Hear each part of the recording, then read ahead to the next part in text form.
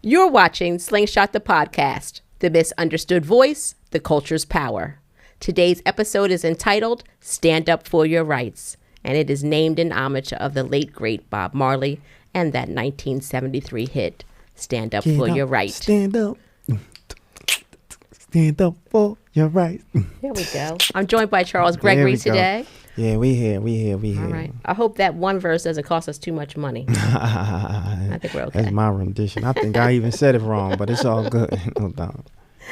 So we're happy to be with you today, and we're going to talk about how we can stand up for our right? Because as Bob Marley said, we can't give up the fight. That's right. So we're going to kick this one off today, Charles Gregory. Yes. With an outrageous case out of Georgia. I don't know if you all heard about this, but back in May, theguardian.com posted an article about a Georgia woman who is currently in the hospital and brain dead. Okay. Yeah. There's a lot to say about Black women and the care that we receive when we enter hospitals, that we have to advocate for ourselves and stand up for our rights as we are trying to get through the medical systems. Yeah, for sure. And it is this case out of Georgia about a woman who's being kept alive due to an abortion ban. And this has made national news. So first, let me set the stage here for this particular case. Yes. All right. This woman initially went into the hospital complaining about headaches, was treated with some typical medicines and sent home, only to come back.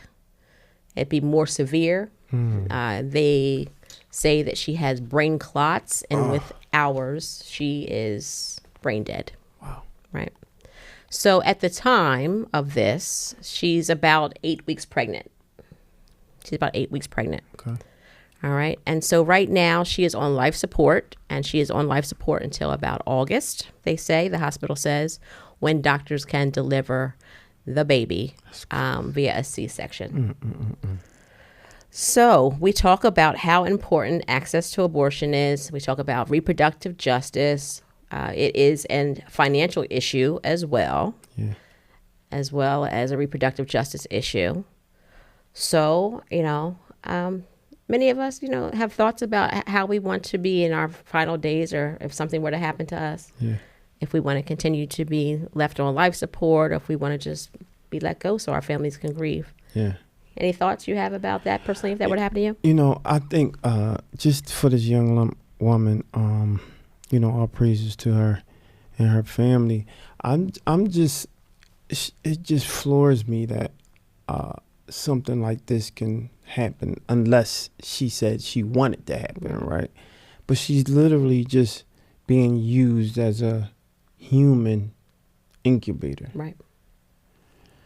I have so many thoughts on that, but I dare not to give too much, because I don't normally speak on women's bodies and women's kind of like their whole ecosystem of who they are and how they identify. I choose not to speak on that, but if I was her husband, I would probably be livid that you need to ask us first, ask the family first what they don't even know what she wants. Yeah. The hospital. So how you just take it upon yourself, oh, this is what we're doing. Yeah. No, it doesn't work that way.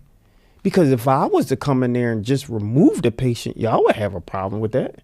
Because y'all would say all this paperwork and it's against the law and all this. Well, what about our rights? Right. That's nuts. Well, according to The Guardian, Smith case has sparked a nationwide debate about medical consent and the potentially sweeping reach of anti-abortion laws. And abortion rights activists have spent years warning about laws such as this, right? Because these are the unforeseen circumstances that can come out of this. Yeah.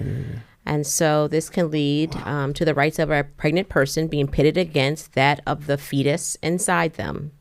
And since the overturning of Roe v. Wade in 2022 with the Dobbs decision, dozens of pregnant women have said that abortion bans led them to be denied abortions, even in medical emergencies. Wow. Yeah. That's heavy.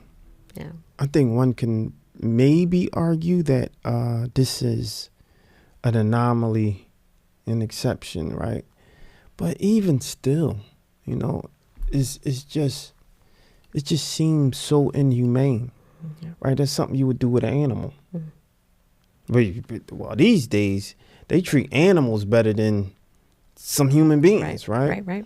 But that's yeah. I don't know how I feel about that at all. Yeah. Well, this Georgia woman, her name is Adriana Smith. And like I said, she did go into the hospital in February, and they're going to try to deliver this child who's going to need possibly care. Yeah. Right? Could be born with a disability of some kind. The family has a fundraiser going on right now because now there are mounting medical bills. That's another thing. See, that was the other question, right? So if you're taking it upon yourself to do this, are you covering all of the bills and expenses that's necessary to keep this young lady alive, to incubate this baby to term? Yeah. That's I don't. Yeah. And the bills are going to mount into That's hundreds what I'm of saying. thousands, Hundreds of of thousands of dollars. How do they know how far along she is? She was 8 weeks going in February. So this is 6 months. Oh. 6 months of medical bills. Wow. And then hoping that the child is born not needing additional care. Yeah. So under Georgia's law, an abortion banned after about 6 weeks of pregnancy is where they are. Wow. So fetal personhood is the doctrine that is being used right now to consider that fetus a person and requiring this woman, Ms. Smith, to be kept alive on machines or kept going on machines. Yeah. That's a shame, man. Yeah. Shout out to the family, because I know they are really experiencing some heartache. Not to mention some, real overzealous people that's, abortion protesters, so to speak, and they're like, no, some of those people, I say, like, all right, will you take the baby then? Right. But that's a shame, man. Yeah, that's unfortunate. Yeah. Well, the hospital hasn't commented on this, as they cannot, right? This is private information. And there is going to need to be a lot of money raised to support. So this is the argument that many have when we're talking about wanting to be pro-reproductive justice, pro-abortion access, is people seem to be, down with this. But once the baby is here, where do they go? Yeah, where do they go? Right? Where do you go? You support the fetus, but not the baby. Yeah. And I won't minimize those who are advocates, right, of, who are who's against abortion, right? So I won't target them, because they have valid arguments, right? It's just certain things to me is a no-brainer, though, right? It's no argument, especially when we're talking about saving lives. Right. But I guess they define life in a certain way. I don't know. This is hard. Yeah. This is hard for me. This is a hard one. Life at conception. Yeah. I think it was candidate Kamala Harris, who definitely lifted up the point. This is when she was just in the Senate, lifted up the point that there is no legally binding precedence on men's reproductive health. There is nothing stopping you from having access to any parts of your reproductive system. It is only women, those that can become pregnant, that we have laws against our bodies. There is no law against a man's body and what he chooses to do with it. Yeah, that's true. That's true. Yeah. All right, well, let's move on. So this is one of the rights that we need to stand up for and fight. So if you are someone who believes that access to abortion, reproductive justice should be the law, then you need to stand up for your rights. Reach out to your local officials and let them know. Maybe we need to write pre-wills and say that if this were to happen to me, this is what I want. Well, yeah, absolutely. Put that in what your I would want. Because on your license, you can say you don't want to be a donor, right? Right. So you should be able to say, on no some type of legal, no life support. Absolutely. Yep. All right. Well, let's get into the next issue, which is our voting rights. When we talk about standing up for our rights, this is the exact moment in which we need to stand up for our voting rights, because they are absolutely under attack in this country. And they are going to be under attack here in the Commonwealth of Pennsylvania. So there's a federal law that is going through the process in the Capitol in D.C., and it is being referred to as the SAVE Act. And I know you got a lot of information about the SAVE Act. I actually did a little research on that. So, all right, y'all. So let's talk a little bit about the SAVE Act. What is it, right? And so here's some key facts about the Voting Rights SAVE Act. So what is the SAVE Act? The Safeguard American Voter Eligibility Act, the SAVE Act, is a bill passed by the U.S. House of Representatives in April 2025 that would require individuals to provide documentary proof of U.S. citizenship when registering to vote in federal elections. The bill amends the National Voter Registration Act of 1993 to prohibit states from accepting voter registration applicants for federal elections unless the applicant presents acceptable proof of citizenship. Yes. So here's some of the documents, right? Acceptable documents include a real ID. That's the new thing that everyone was talking about, so excited about, right? You can bypass all those lines that you're waiting for at the airport. A valid U.S. passport, a birth certificate, naturalization paperwork, and certain military ID showing U.S. birthplace.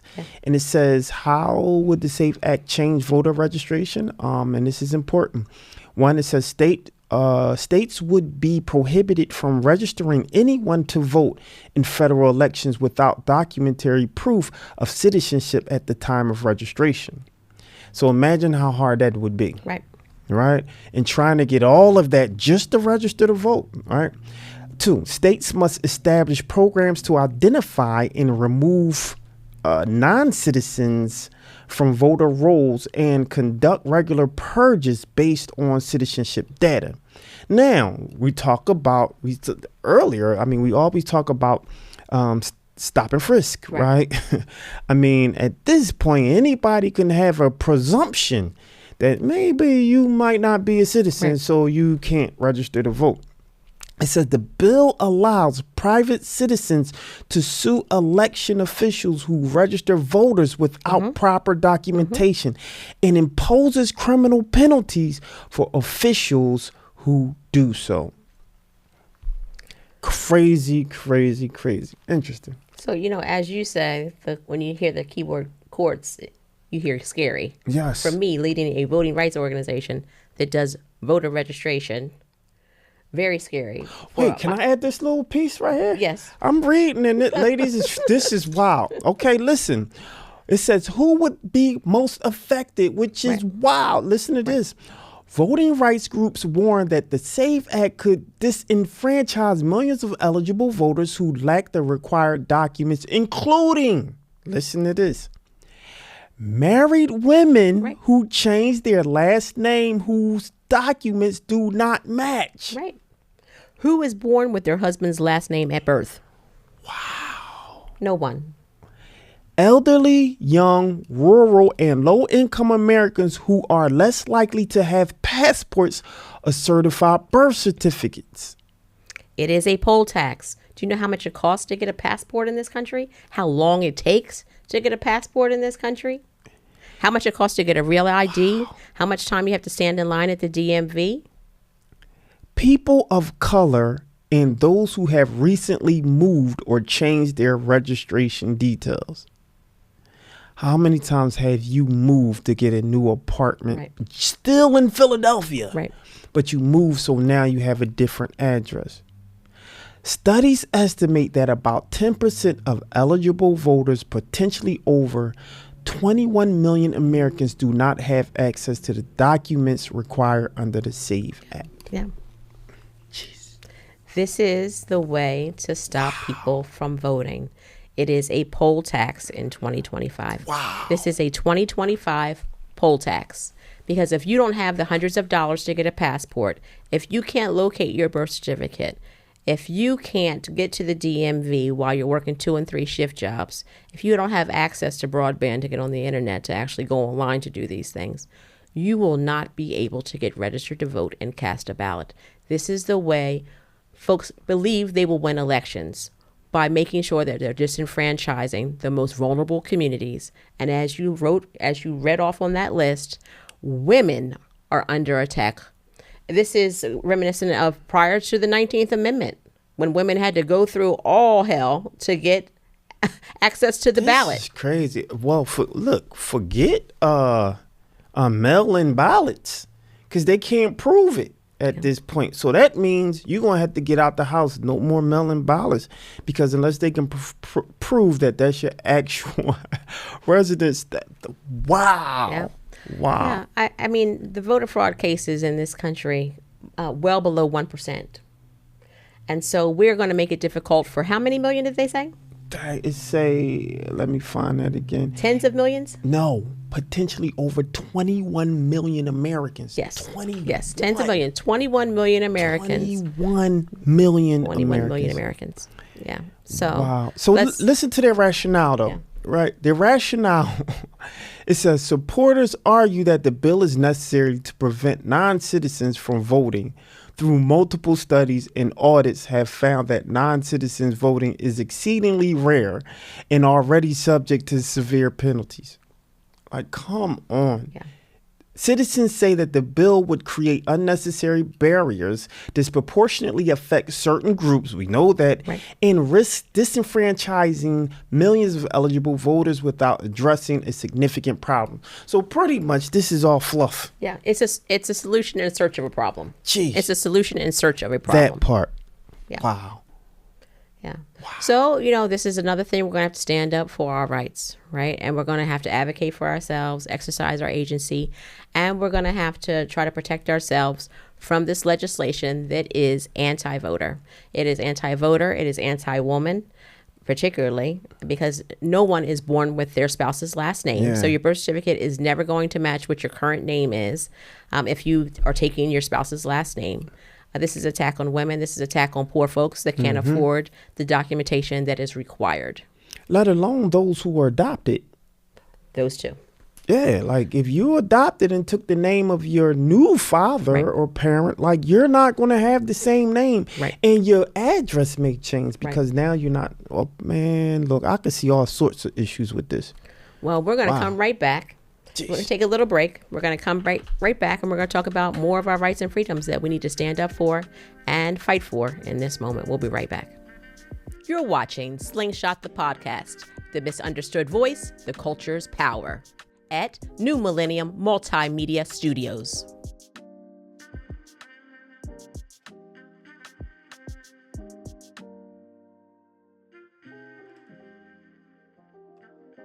All right, we're back.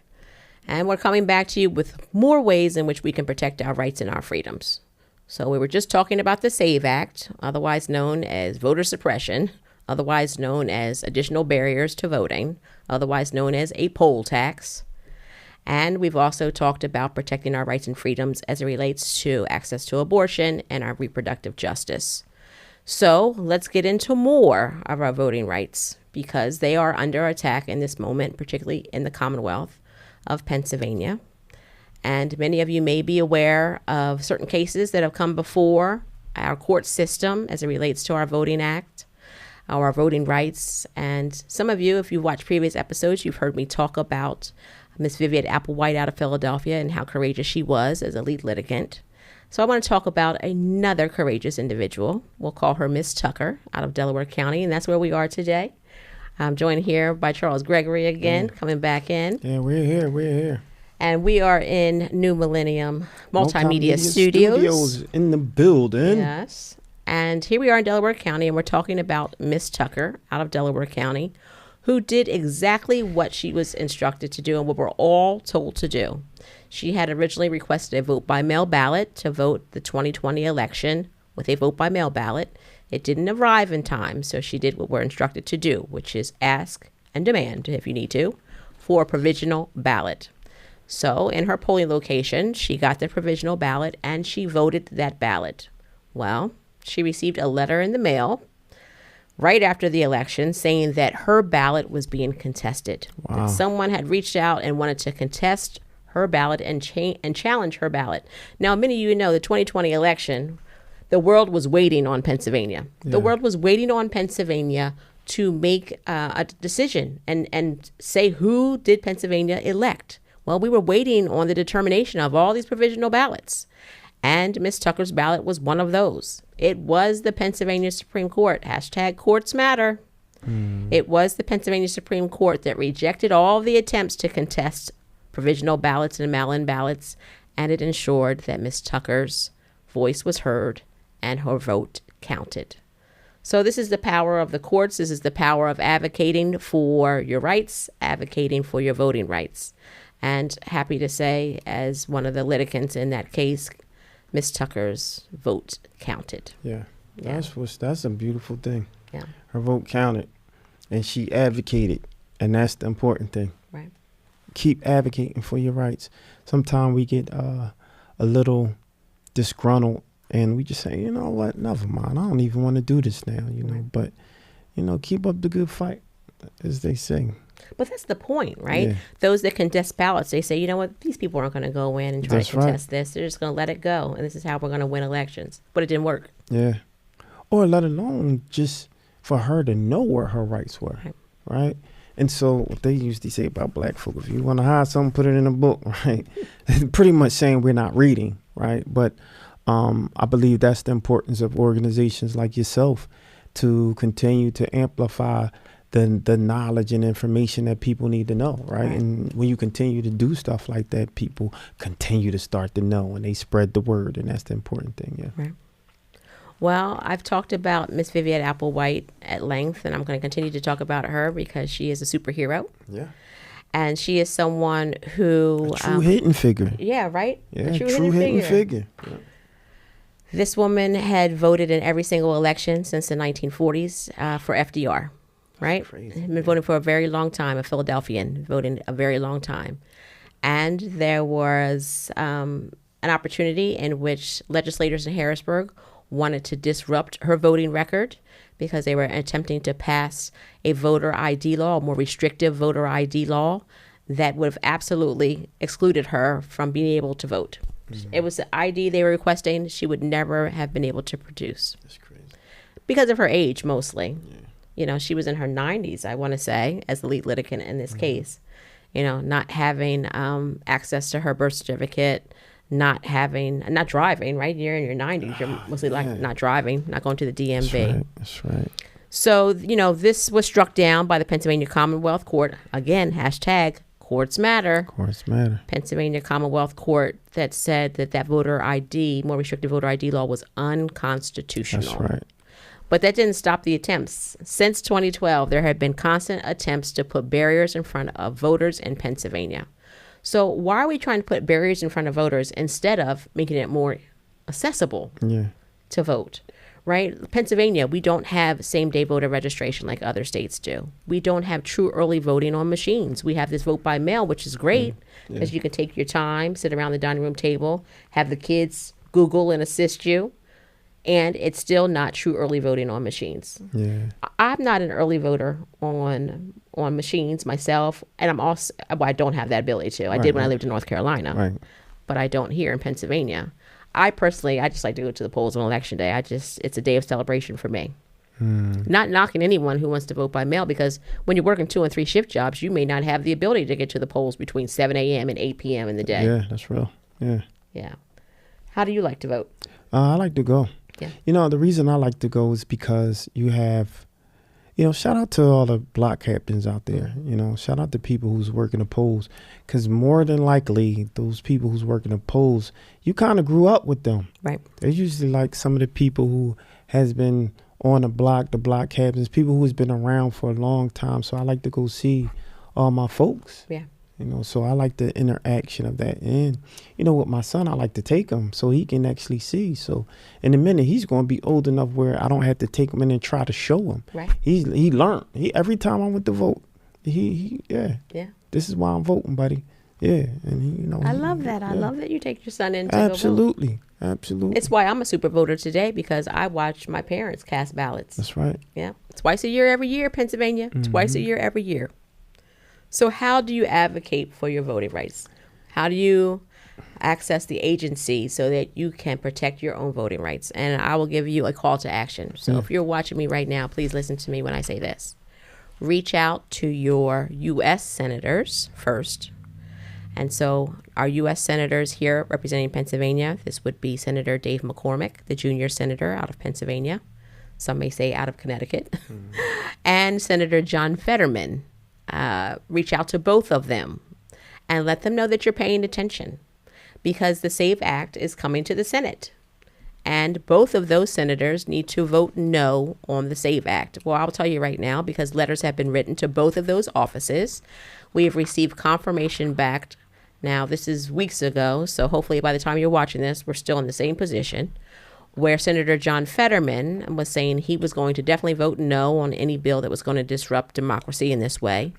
And Senator Dave McCormick, the junior senator, saying that he was going to vote yes on the SAVE Act, because he's fallen in line with the MAGA Interesting folks who just think that there is some kind of voter fraud that's running rampant in this country when it is not. Yes, Kofifi. Yeah, we're the 2 cases versus the 22 million cases. Yeah, this is where we are. So this is how you advocate for yourself. This is how you protect your voting rights. So we think that getting registered to vote is great. We think that casting a ballot is the end, but it is not. The next step is accountability of the elected officials who asked for our vote, told us they were going to do one thing, and we need to ensure that they do the thing that we voted them in office to do. Yeah.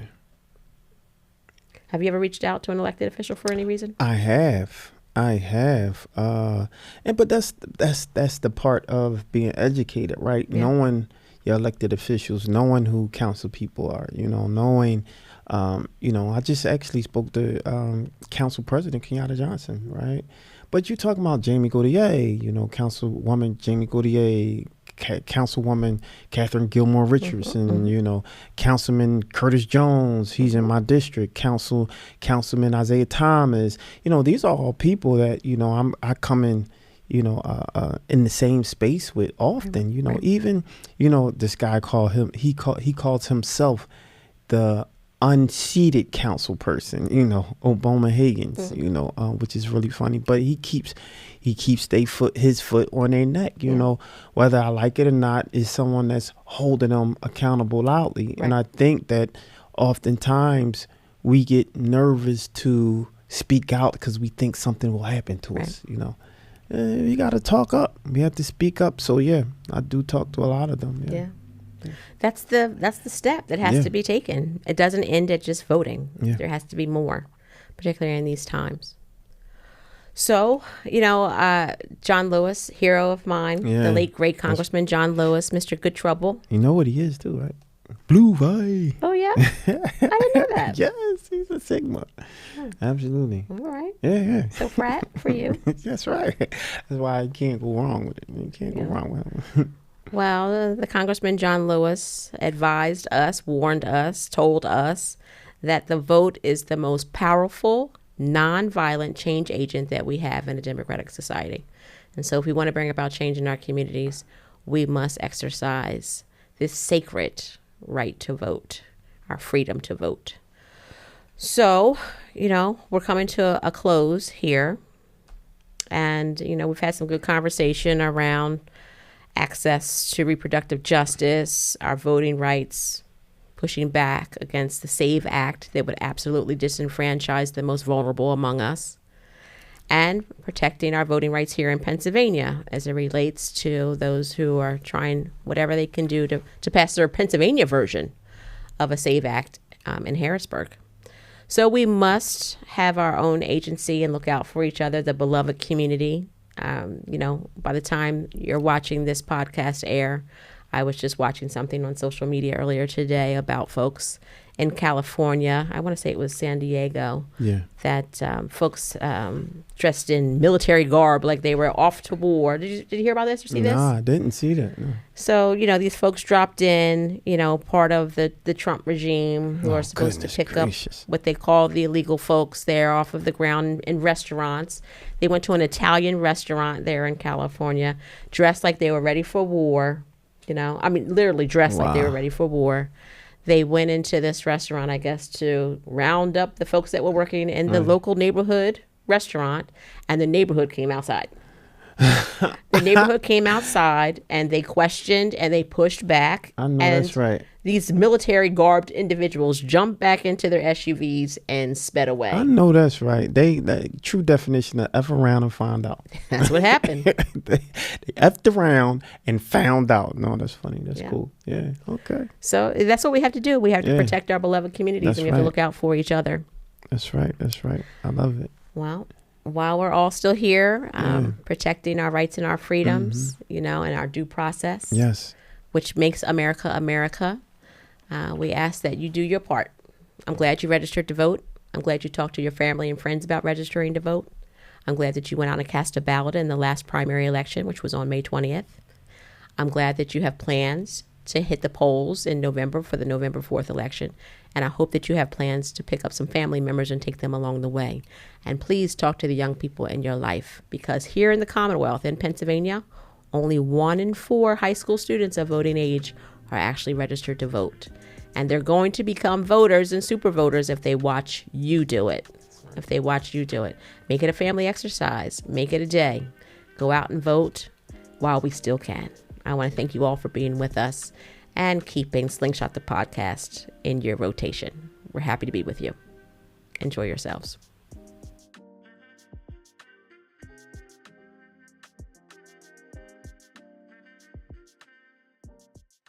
I'm Kadida Kenner, and you're watching Slingshot the Podcast, the misunderstood voice, the culture's power.